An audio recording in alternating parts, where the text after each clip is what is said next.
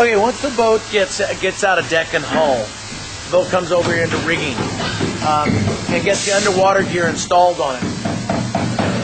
When we install all our underwater gear, what we do is we place the underwater gear on the bottom of the boat, and then it's all lined up because every one of these fins are a little bit different. Not one of them's the same, so it can't be placed in just a hole in the bottom of the boat. It has to be lined up with a tool by hand by a rigger. Once it's done there, then they resin this in. This is all resined in all the way around here.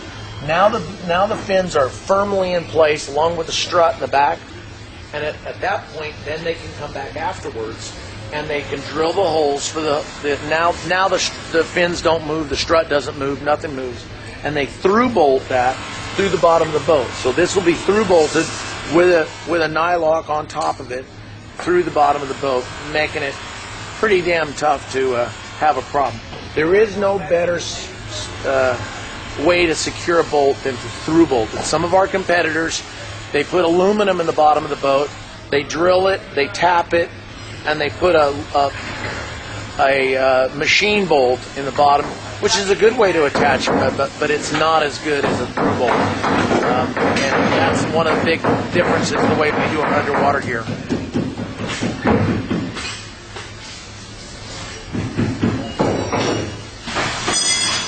Okay, we talked about the side bulkheads when we were over in deck and hull. Here's now the result of a side bulkhead. That's the side bulkhead. It's got this is the bulkhead here attached to the side. Here's a bulkhead here attached to the side. That holds up this side of the deck. So every time you hit a boat wake, every time you're going down the water and hit rough water, this deck is supported by itself rather than supported by a piece of upholstery that's not hanging on it. All of our upholstery is simply hung on the sidewall of the boat. It doesn't lend any structural integrity to the boat. It's there for you to sit on and be comfortable.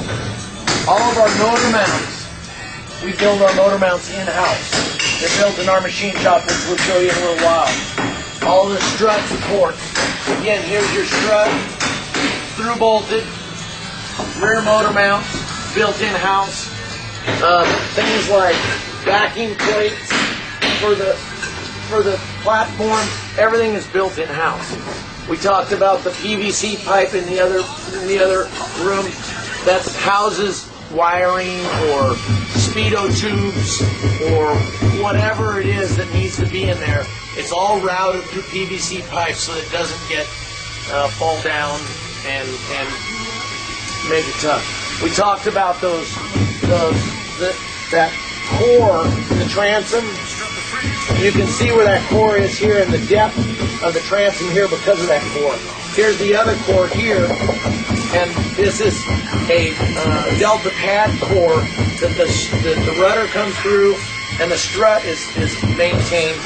Anytime somebody hits a propeller on a hard surface, a rock or a tree, or this is the difference between a boat getting the strut punched up through the bottom of the boat or the rudder getting punched up through the bottom of the boat and just breaking off the strut or breaking off the rudder.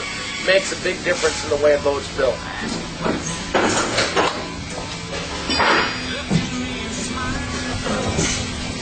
We talked about the structure of the dash area. Again, okay, we talked about the thickness of the fiberglass that's here. Okay, this is structured here. Then the shroud of the dash is just hung onto it. So the dash, this what I would consider wimpy cosmetic section that you put your gauges in has nothing to do with what's holding this boat together and how it stays in one piece as it's going down the water over rough water and boat wakes and you name it. That's structure. Same over here. Structure. This piece doesn't have any structure to it. It's just tacked onto afterwards. Up in the front, up underneath here, I don't know if you can see, But in that section up there, another way to structure the front end of an open bow boat is to put a bulkhead. This right here is a wood bulkhead that is structuring the front end of that boat, keeping that windshield from falling in. It's laminated all the way around, and it allows that front end of the boat to stay more rigid and more sound, structurally speaking.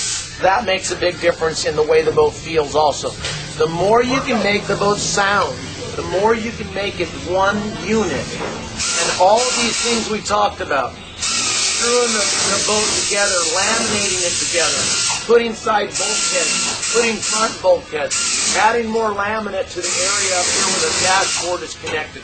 All those things make the boat more sound, make it a more rigid unit, and as you go down the water, things don't change. It makes for better performance, it makes for longer life, it makes for not having squeaks and rattles and you name it as the boat gets older. And that's why you see so many nice hangars that are 10 and 15 and 20 years down the road. Little things like the hose that we use for our ballast systems is tough hose that won't collapse as you bend it around a corner. It doesn't collapse. It stays. It holds its shape. It costs a little bit more money, but this is the kind of stuff that makes a difference when you're trying to get water into a ballast system, water out of a ballast system. Our ballast systems are all pump in, pump out. It takes 2 minutes to fill most of the systems in. It takes 2 minutes to drain.